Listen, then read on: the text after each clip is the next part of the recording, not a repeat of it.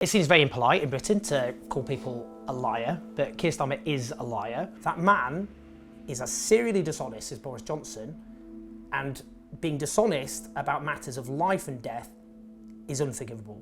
Owen Jones is a British left-wing Guardian columnist, author, and political commentator. He also hosts his own web series on YouTube and has authored several books, including The Establishment and How They Get Away With It. In recent weeks, he's been making the rounds in British media to speak about Israel-Palestine. We've got to start treating Palestinians as human beings, because in this discussion in the media at the moment, people are not treating Palestinians as human beings, and that has to stop. In light of Israel's bombing campaign on Gaza, which followed the Hamas-led attack on Israel that killed 1,400 people. Today we sat down with Owen to speak about media coverage of Palestinians and the bombardment of Gaza, where Israeli airstrikes have killed more than 6,000 people, including over 2,300 children. We also talk about how the issue has been playing out in British politics today, including the Labour Party's current stance on the situation. Owen Jones, welcome Hello. to Real Talk. It's a pleasure. Massive honour. Thank you. Thanks for coming. I appreciate you making time. I know it's quite a difficult time. It's quite a busy time. I want to start off by asking you though, you've been to the Pro-Palestine protests. There's been 2 in London so far. You said basically the framing by some pundits, by some commentators of these protests comes across as anti-Muslim. Yes. I mean, look, Islamophobia is rampant and respectable in British society. The conservative peer Baroness Saidavasi, the most prominent conservative Muslim politician, has repeatedly not just damned the Conservative Party, but made the point that it passes the dinner party test, that people who consider themselves even progressive can indulge in Islamophobia in this country. So Muslims have long been demonised by so much of the British media and by, you know, in a way that's seen as almost respectable. But when you get, obviously, horrors like this, that Islamophobia has very much come to the fore, there isn't even a pretense that Palestinians' life has an equal value to that of an Israeli or a Western civilian life. They're not even pretending. That's obviously an intersection of... They're not even pretending.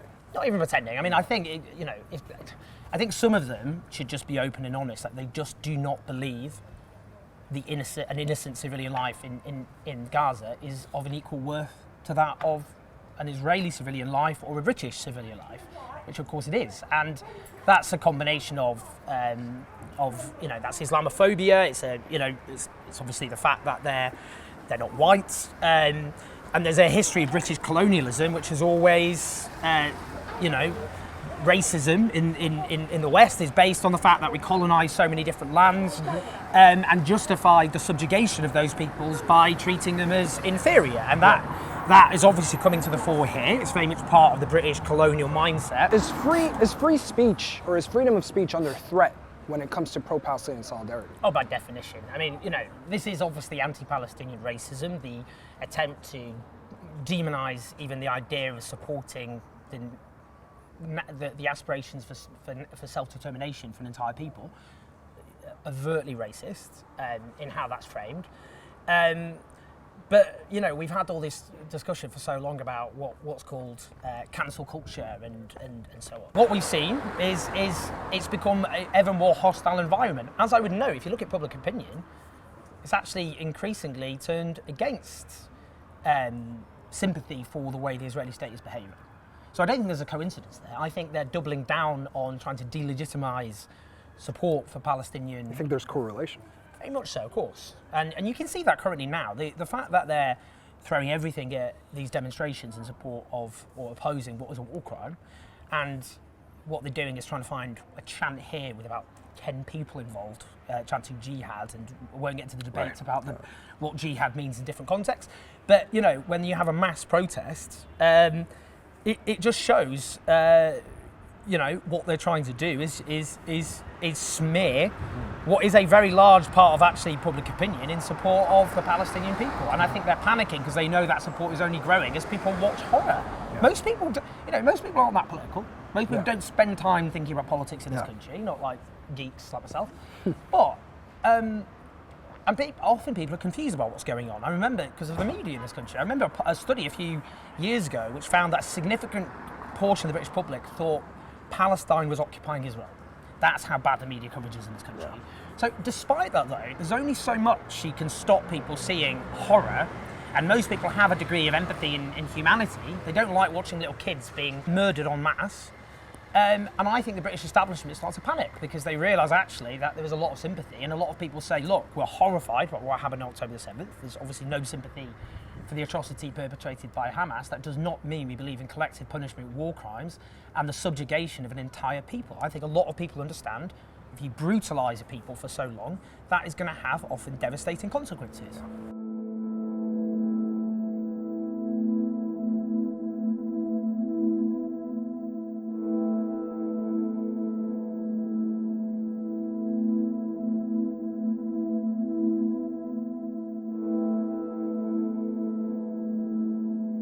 Let's move on to media coverage. I mean, obviously, we've seen a lot of criticism directed towards the big outlets, the big Western outlets like the BBC, the CNN. You've been doing a lot of media rounds. How have you been seeing the media coverage generally on this specific topic?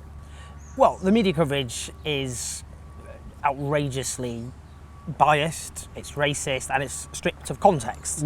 So one of the problems with media coverage always is they often treat any event as though it began last week. Right, October 7th.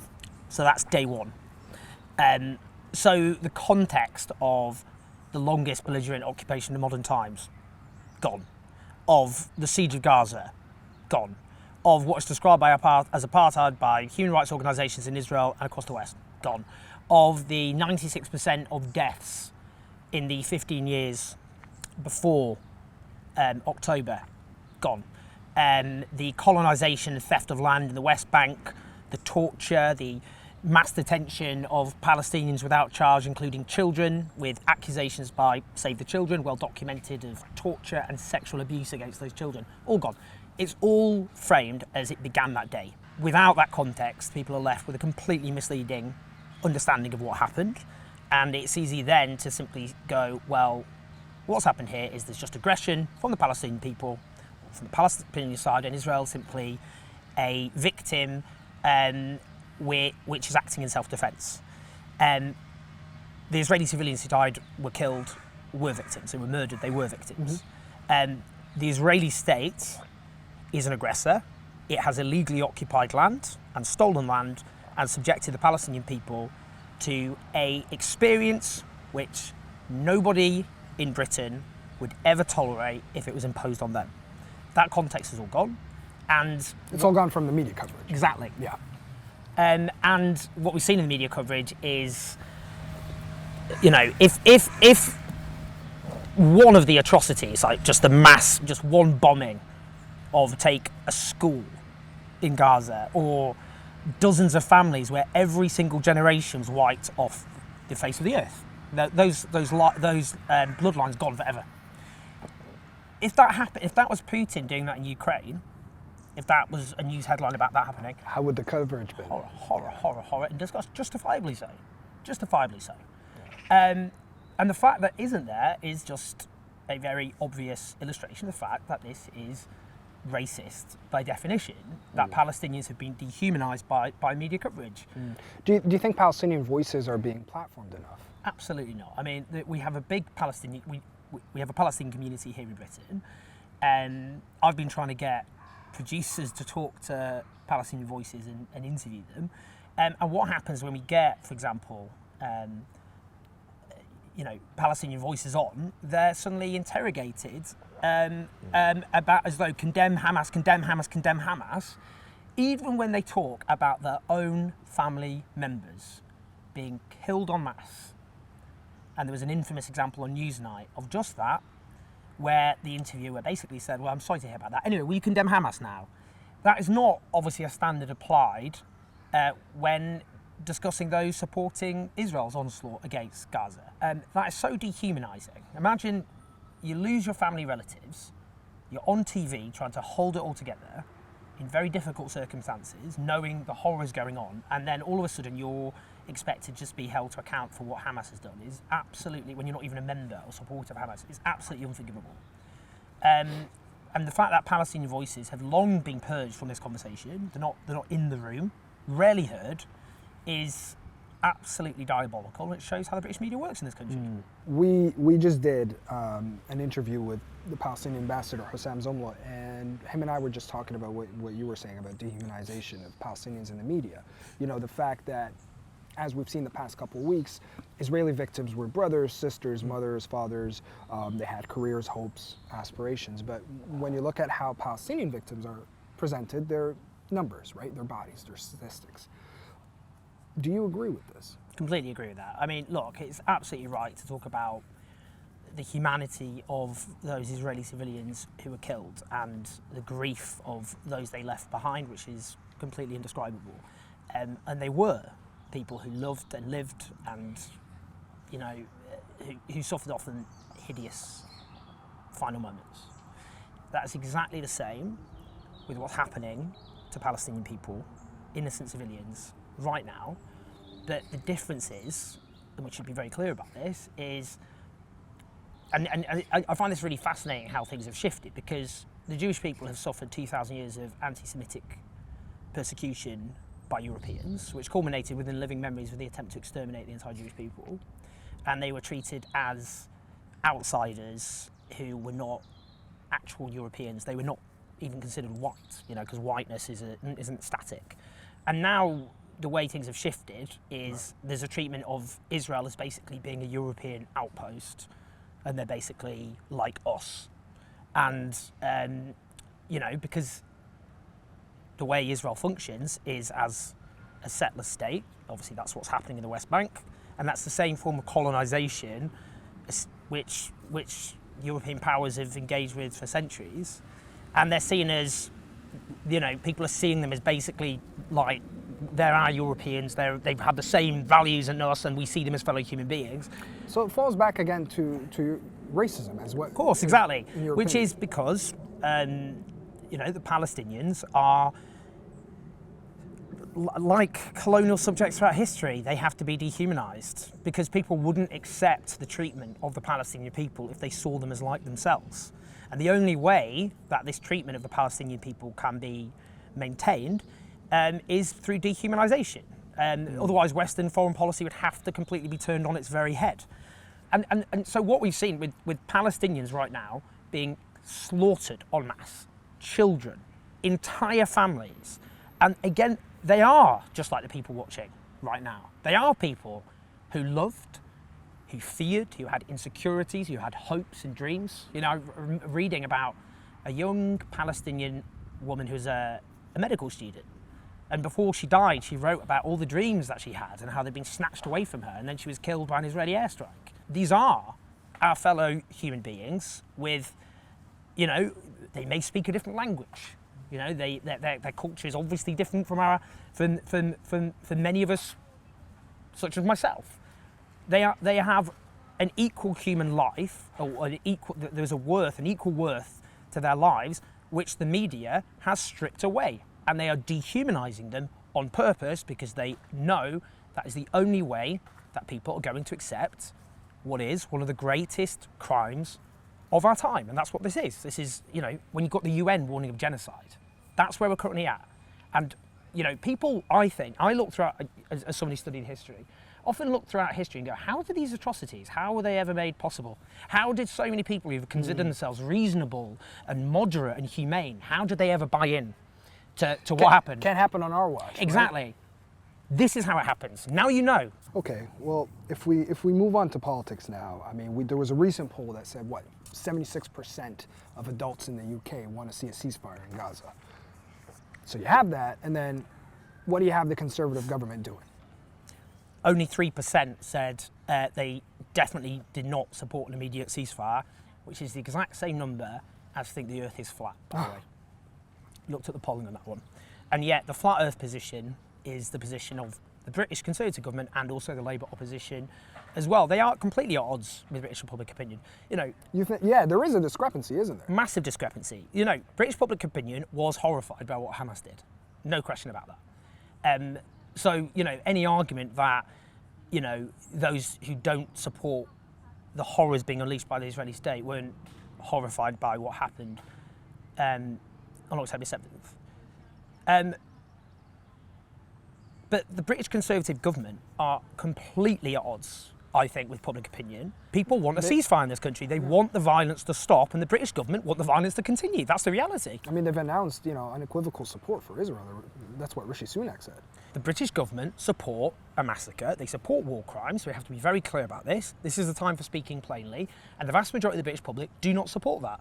So they keep saying over and over again, well, obviously it has to be within the realms of international law.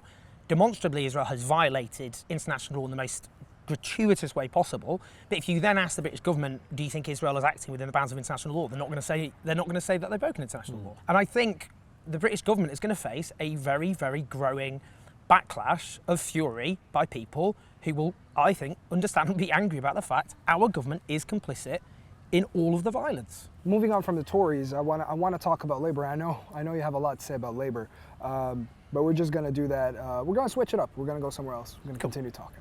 Thanks so much. Okay, Owen. So we just talked about the Conservatives. Let's talk about Labour right now. So Keir Starmer, he went on LBC. This was about a week or so ago. He gets asked if Israel has a right to cut off water, cut off electricity from Gaza, and he says Israel does have that right. And then obviously there was a big, there was a lot of criticism on social media, condemnation to what he said. And then, a week or so after, he comes out in another interview and he says that he's never said that. He was only talking about Israel having a right to defend itself.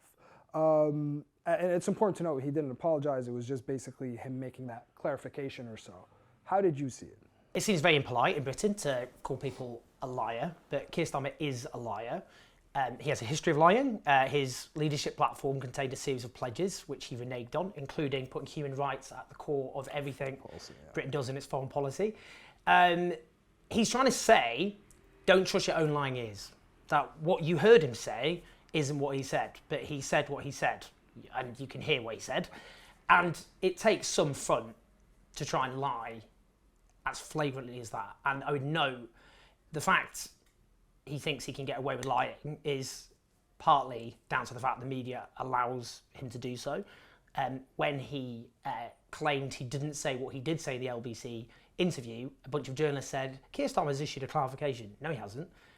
He's denied saying something he clearly said. He didn't apologise, and he hasn't called for a ceasefire.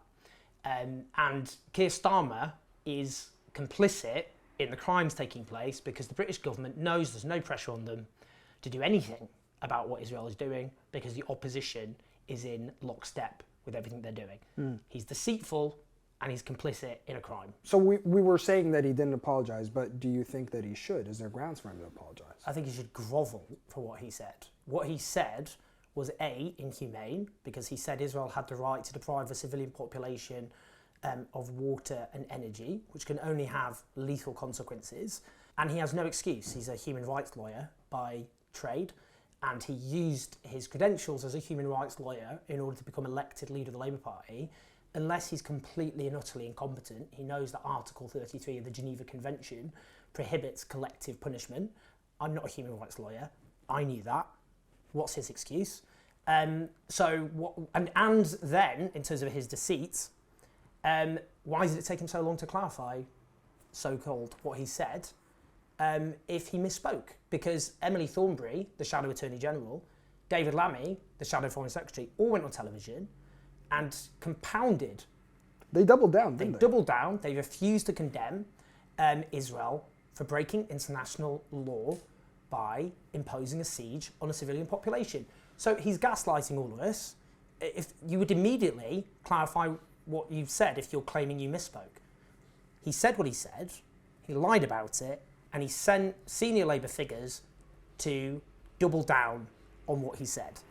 That man is as serially dishonest as Boris Johnson, and being dishonest about matters of life and death is unforgivable. He should grovel as an apology, but more important than that, he should demand, as the Spanish government has done, for example, a ceasefire rather than supporting Israel's military onslaught and then trying to shore up his humanitarian credentials by saying, well, we need more aid to come into Gaza, which is a nonsense when you have no ceasefire, because that's the cause of the humanitarian catastrophe, the violence which Israel is unleashing. Owen, you're a member of the Labour Party. What's happening inside the party right now? I mean, here's what we've been seeing. We've been seeing some Labour councillors resigning in protest to Labour's stance and Keir Starmer's comments. We've seen the email discouraging members of the Labour Party from attending, pro-Palestine protests. What can you tell me about what's going on inside the party right now? What's going on is we've seen, I'd say, incredibly courageous councillors, some of whom, I know one in Oxford, for example, who I've worked with, we helped organise the anti-Trump demonstrations over the years, is they've taken a courageous stance, many of them Muslim, not all, but many of them Muslim, who have spoken out against war crimes and cannot accept being in a party whose leader has gone on record supporting war crimes. And, I think what they've done is completely courageous and has piled pressure on the Labour leadership. But this is the most authoritarian leadership in the history of the Labour Party, and they've tried to marginalise as best they can any dissent. And they're doing that right now by prohibiting Labour councillors and Labour MPs from going on pro-Palestinian demonstrations to marches against what Israel is doing. Even Tony Blair didn't ban Labour MPs and Labour councillors going on anti-war demonstrations during the Iraq War. This is the most unbelievably authoritarian leadership, and it's very clear they do not treat Palestinian life as having an equal worth to that of a British or an Israeli civilian life. That is racism. The Labour Party has already been condemned repeatedly by the Labour Muslim Network, which represents Muslim Labour Party members, for the institutionalised Islamophobia in the Labour Party. We've had anti-Muslim statements from Labour officials already in the past, for example, during the Batley and Spen by-election of 2021, when many Muslim voters defected and Labour officials were briefing it was because they were anti-Semitic and homophobic. A nonsense. I went to Batley and Spen, I spoke to canvassers there, it was a nonsense. And they treat Muslim voters as voting fodder, because there are 4 million British Muslims, obviously exclude children, but that's still a large voting bloc in the country, but they treat them as, they just expect them to come out and vote for the Labour Party. But it's interesting because you basically said recently that Labour is panicking over Muslim votes, right? I mean, it's very striking when Keir Starmer did his supposed clarification over his support for war crimes, which is what happened. And he said, I know this has caused a lot of anger in some Muslim communities.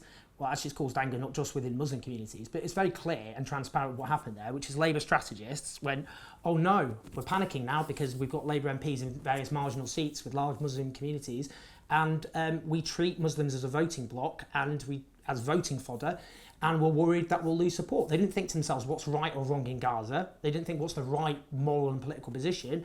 They just thought, how can we stop Muslim voters from not voting for us? And you could see that because they did this extremely patronising photo op at a Islamic centre in Wales, which he did these photos with those attending it, and then saying he reiterated his demand for the hostages to be released by Hamas, which is unbelievable. They're obviously panicking, but they're not panicking because they think we've got the wrong position. We should never have been in a position where the Labour Party supports war crimes. We should never have been in a position where the Labour Party supported cutting off water and energy to civilians. That's not why they're panicking. No, they were panicking because they thought they were going to lose support from British Muslims. That's it. And that is, for me, just shows how morally bankrupt they are. I think one can argue right now that Labour members, or some Labour members, have been very passive in terms of the language they're using when talking about what's happening, or the Israeli bombardment of Gaza. So you'll have some members go on TV and talk about that there's a humanitarian crisis in Gaza, but not specifically saying that Israel is doing the bombing or what the reason behind the crisis is. I just I'm curious. Do you think this is? Do you think some the senior members of the Labour Party are singling out Israeli violations? When Labour MPs go on television and talk about a humanitarian crisis in Gaza without explicitly spelling out the cause of it, it is beyond offensive. I mean, what was it? A hurricane? Was a tidal wave? Did Godzilla suddenly be unleashed on Gaza? No, the Israeli state unleashed a catastrophic amount of military force against a densely populated civilian area the size of East London, with the support of Britain a country which arms Israel. They're not saying that. And when they talk about a humanitarian crisis in Gaza, without spelling out the reasons for it, what's happening there isn't humanitarianism, it is reputational damage limitation. That's all they're doing. Because when they've now issuing statements that we must have more aid coming in, you know, and we must have water and energy, all the rest of it, into Gaza, they know that unless there's a ceasefire, there can only be a humanitarian crisis in Gaza. It's just completely pointless to pretend otherwise.